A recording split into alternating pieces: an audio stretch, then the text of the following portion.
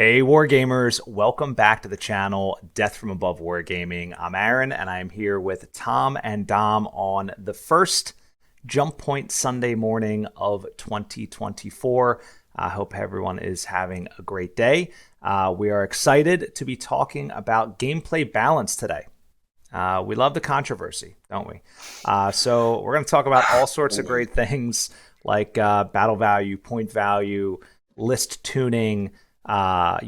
Is balance actually ever achievable, or is it just an existential crisis, Thom? I don't know. We'll figure it out. But what we're going to do first, guys, is we're going to start out with a little patron Q&A. So Say what? this one comes in from Feelin' Boots, and he asks why I have feeling boots or feline boots. No, like feeling, like tell. Yes, yeah, feeling. Brilliant name. Well done. Feline boots. I thought, like a cat with like boots cat, on, like Puss in Boots. Yeah. Or kitten mittens. Yeah, I like that. That's a good one. So his question is this: why the fondness for standard engine mechs in Alpha Strike when you're not paying PV for the missing structure? So Thom, I'm gonna let you start because I think you know. Thom doesn't even like Alpha, so. I'm kidding. No, it's just because of the way. Yeah, it's just the way that the internal structure works in Alpha. You just get such a penalty because you're working with so few pips. Yeah, that's why. Yeah. The cost of losing a pip is not like it's not big enough. Like the reduction in cost of losing that pip structure is just not big enough. And most of the time, you're putting weapons and things on the mech. And then you're paying anyway. So like what happens is you put on an XL engine, you have less structure, but then you're paying because your TMM is higher. And that's scaled up way more than the structure in terms of what it costs. I see. So like that makes sense. You're basically like paying just as much as you would if you were slower, but you have way more survivability. And because of the level of abstraction in that game, like 2 pips is life and death. So when you're talking about an Atlas with 8 structure that suddenly goes down to 4, that's like catastrophic levels of like reduction in staying power. So it's a bad. I don't think it makes sense in Alpha the way that they silly model. They should modify the critical hits like it's like we did in Override, right? Where you were more likely to get an engine critical. Like the 5 and 9, the roll agains on the Alpha Strike table become engine criticals. Like that would have been a simple fix without having to mess with the pips. I don't understand it. It's a hot button. Great question. Appreciate it. Great question. Always good stuff coming from our patrons. Yep. All right. So why don't we get into our Ready Room Roundtable? This is a juicy one. Got some good stuff here, guys. All right. The first question in our Ready Room Roundtable is this: does battle value and point value actually translate well in BattleTech? So I want to sort of expand on this question a minute, and then we'll go to Thom, and then we'll go to Dom. So consider like Warhammer 40,000 or one of these other games where they're constantly dialing in point values, like errata this, errata that. You buy things at such a granular level, right?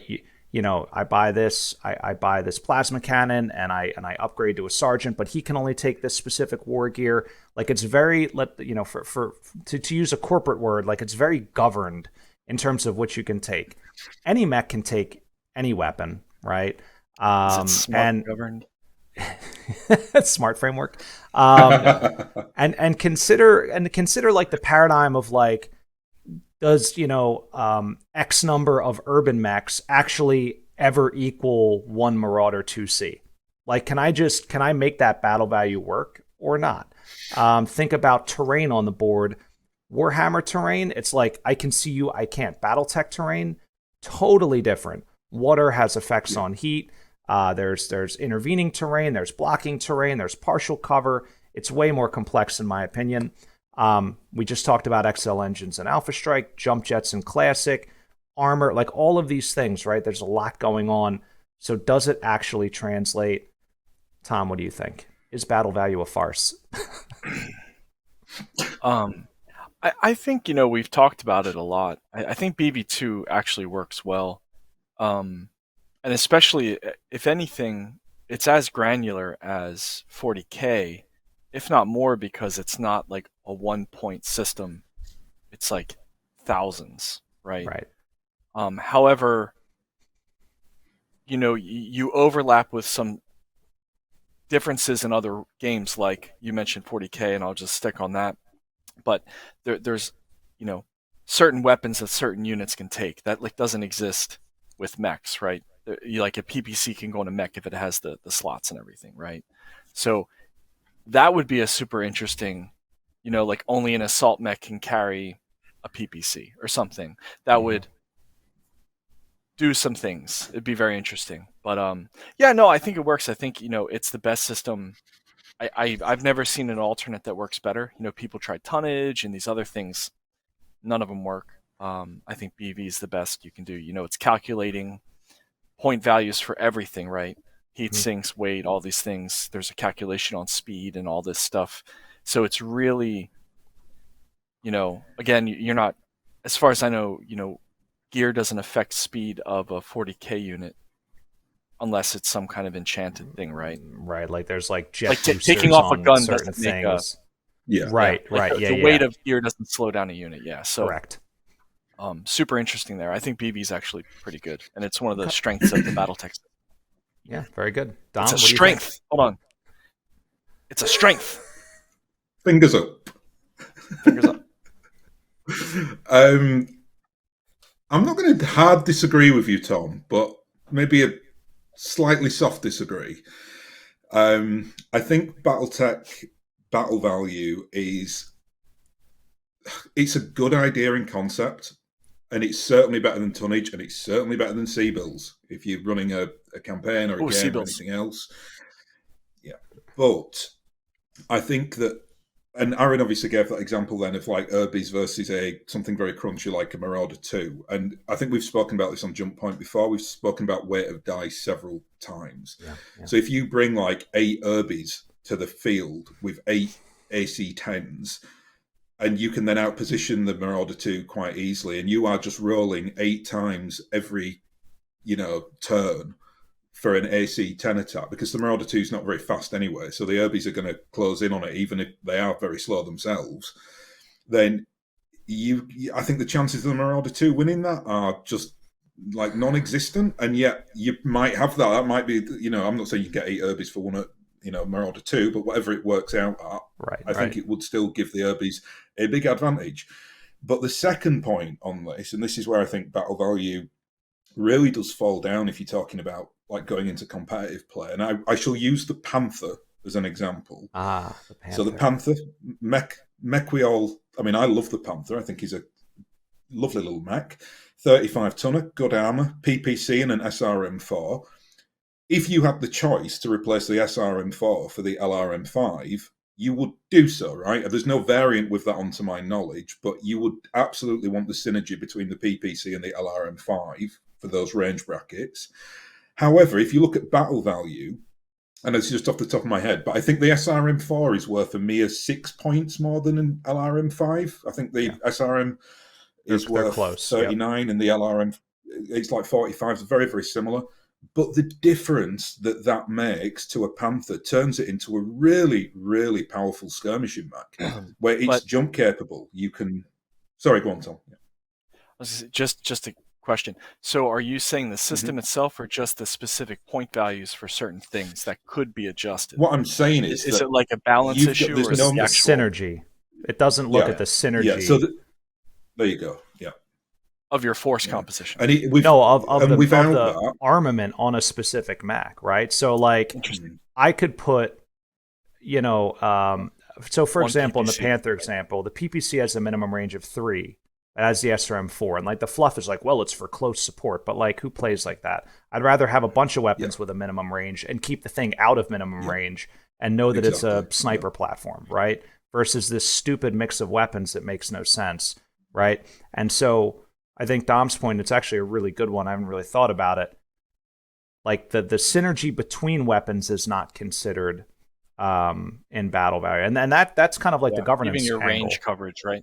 Yeah. Like I have one question follow up. Yep. No, please go. I'll just hold my finger up until you answer. By all means, please ask away. I was going to ask. Please ask your question, sir. Yeah, Thom, it was related to something you mentioned. It made me think again, going back to 40K. So there's certain weapons in 40K that can't actually hurt certain characters, right? Because the AP value. There's no concept of that in BattleTech. Does it make sense or does it not make sense? Because that would really they did away with that in the newer editions, right? But you were right. In the older editions, there was like armor and like you couldn't hurt a land raider with a bolt gun. Now I think you can.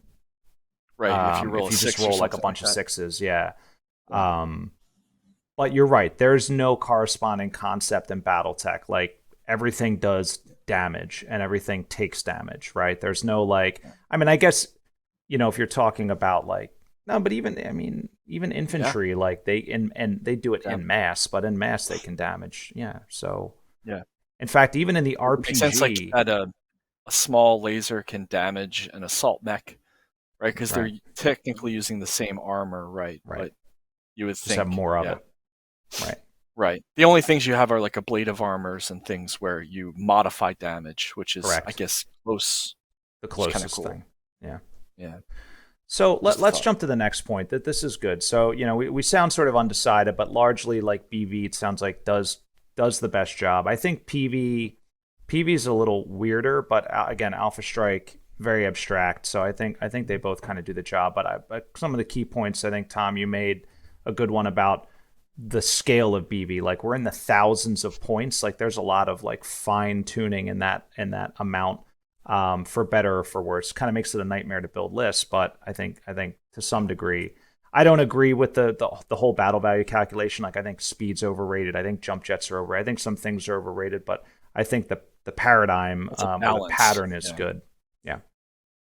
Speaking of list building, I want to talk about list tuning. And this sort of ties into, the sort of the fun of the game, I guess, angle.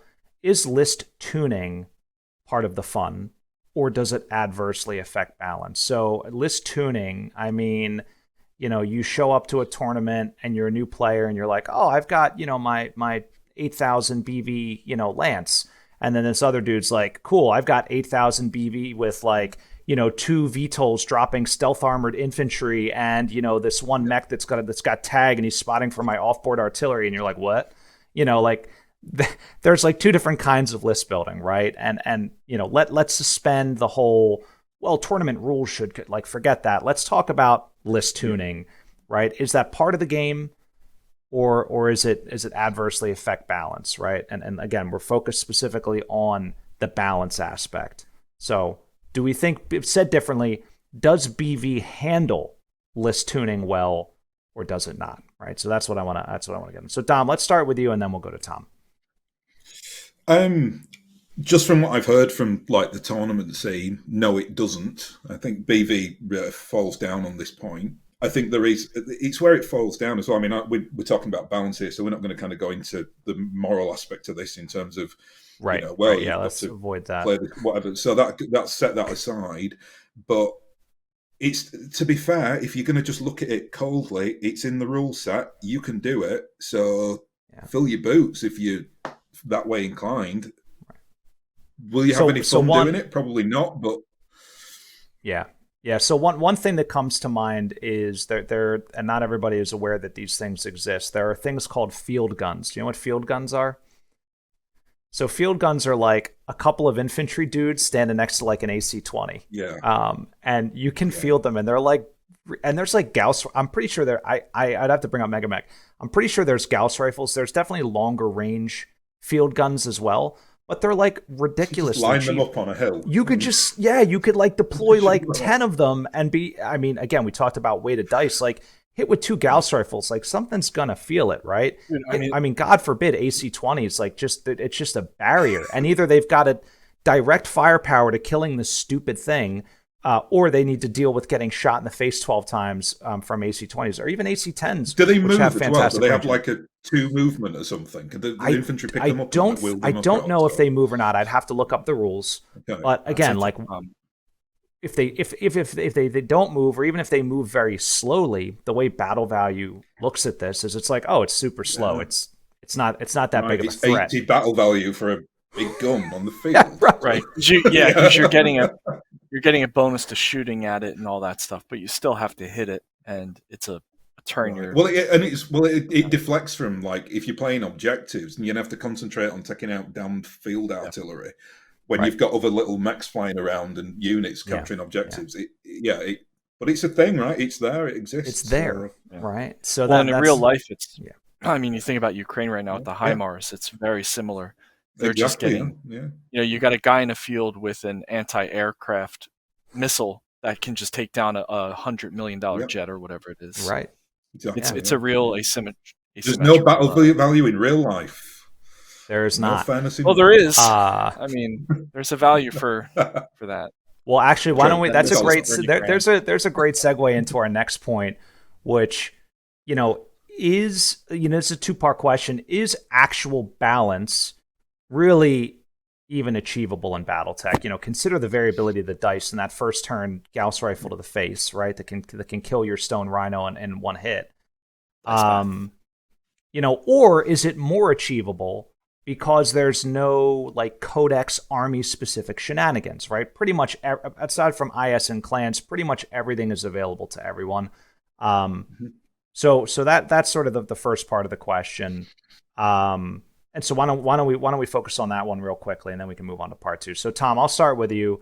What do you think about that? Is balance really achievable because of all the the variability, or is it more achievable because there's no codex specific crap? I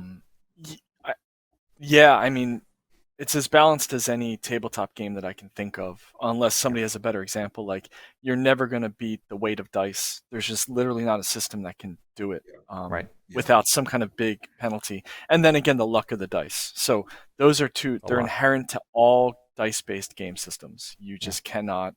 The only thing that 40K tried to introduce saving throws and things like that to give you an opportunity to rectify the randomness of dice, which randomness with randomness about. Right, or with you paying big bucks to survive, have your little guy survive. Yeah, that's right. So I think it's not achievable in any dice-based tabletop game.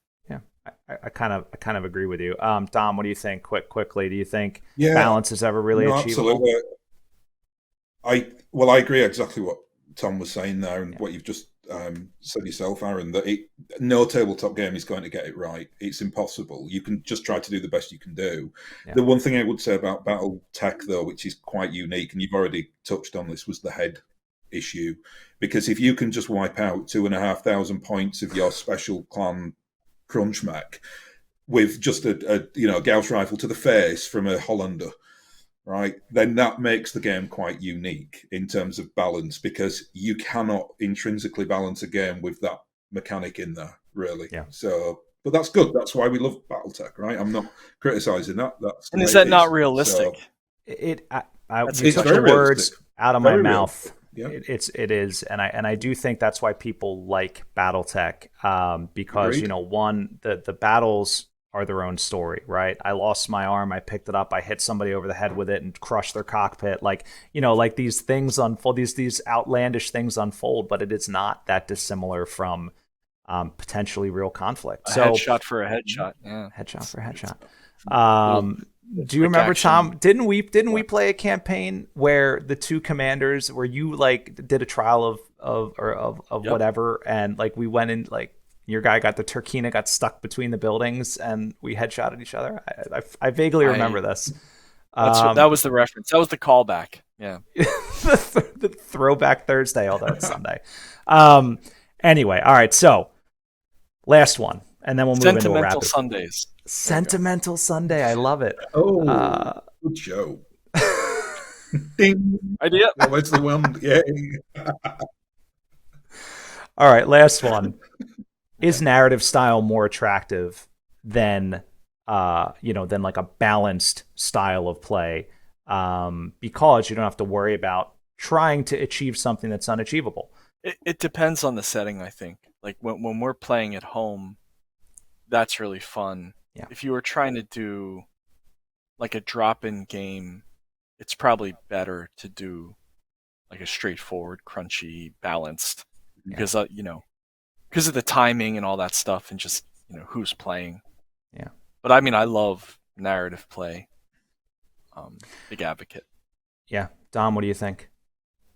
Yeah, I think that's exactly right. I do think as well there is a scope to combine the two a little bit. So, and I think you do this, Aaron, if you're running the the campaigns Right. at the FA towers, then you'll basically be like, we don't want to make it like exactly 5,000 battle value and that's it. It's like you want to put some flavor in there. So if you're running like a free Worlds League force, you want to use a few LRM spammers or a few vehicles or whatever, because it fits into their lore. And I think a lot of people play like that as well. I think even on the tournament scene, people usually try to, I've seen that if you look at lists, they'll try to build it around a certain force, just even if they know it's going to lose, but they have fun playing it. So I think that answers the question. It's more fun, yes, because it just is. It's fun to to mix and match like the competitive and the narrative side of it. Yeah, that's a whole other angle of it I wasn't even considering, is like the building the list to be fluffy and sort of handicapping yourself, inadvertently or overtly, right? Like, but having that fun of knowing like I'm playing like a combine list or a Marek list. That's interesting. I was thinking about it more like narrative, like Tom's trial of position, where he's in a Kodiak and I'm in like a a freaking Viper or whatever. I'm certainly going to lose the round swarm one. of Urbies versus the Atlas. right.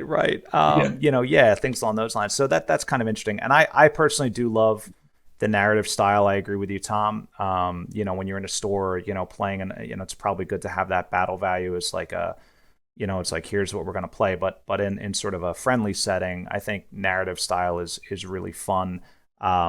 And you're right, Dom, we sort of devised that whole strike operation system, which is mathematically extremely based on, battle value. It looks at averages across, tech base and weight class and, mech or vehicle, right, over eras, and kind of abstracts that into, I get a heavy lance, it costs me 8 force value, right? And I can plug in certain classes of mechs into that, right? And that sort of, Tom, was your whole brainchild of like, I want to be able to pick off the shelf, right?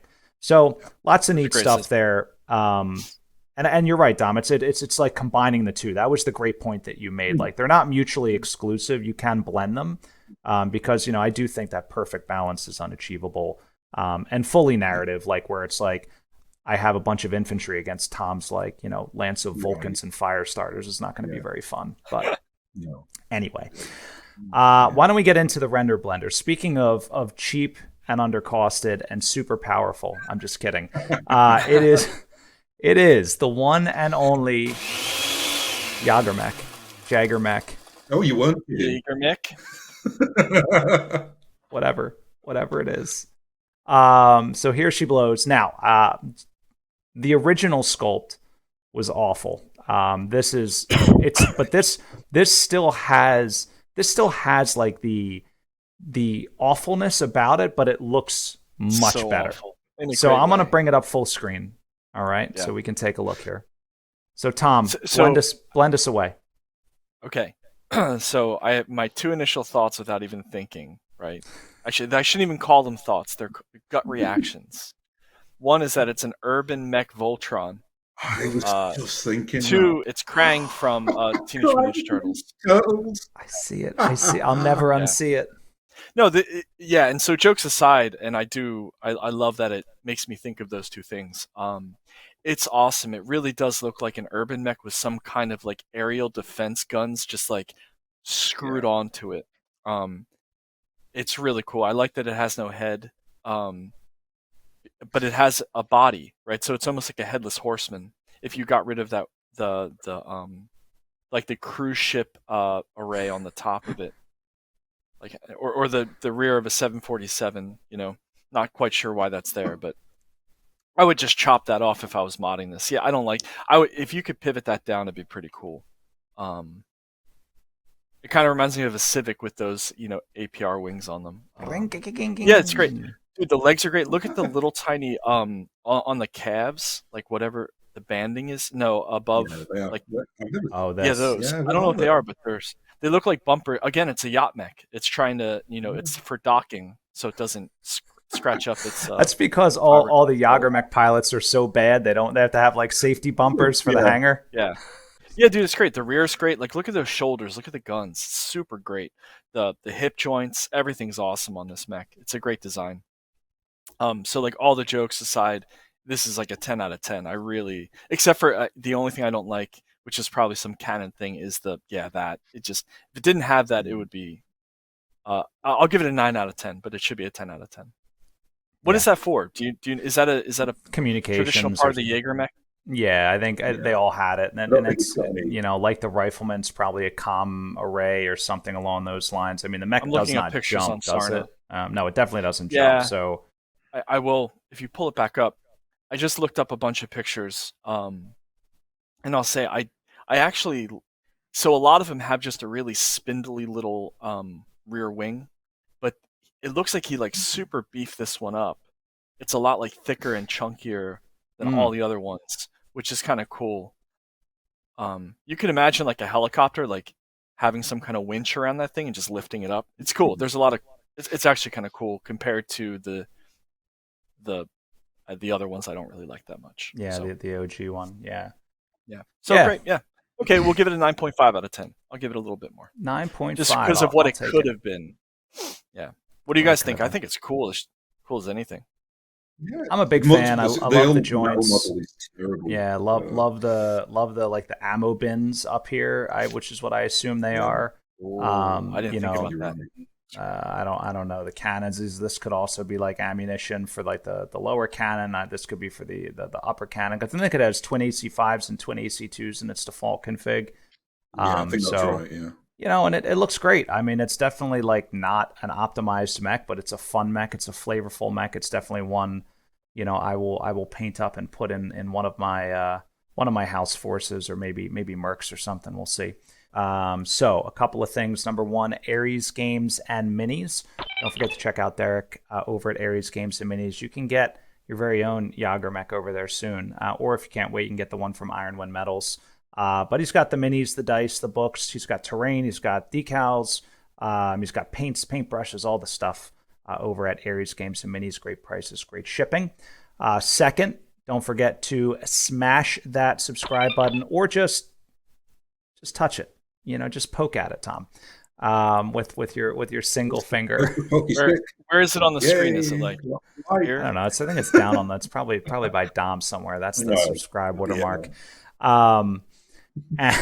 So anyway, subscribe, like, and leave a comment. Let us know what you think about Balance. Let us know your experiences. Like, what do you think? Have you had good success playing BV Balance matches? I know there's a bunch of you guys out there. You go to the store every week. You play, 10,000 BV. Like, do you feel like they're pretty even matches, or have you had blowouts, or how's that work? Like, what's going on in the real world? Let us know. And other than that, if you want to get more involved in the channel, come on over to Patreon. It's as little as $1 a month. $5 and $10 tiers are available, and helps us keep the lights on and the cameras rolling. So we appreciate everything our patrons do for us. But that's it. I'm all done marketing. Thom and Dom, happy Sunday. Thank you again. And guys, of course, stay tuned. Always great stuff coming from Death from Above Wargaming. Have a good day.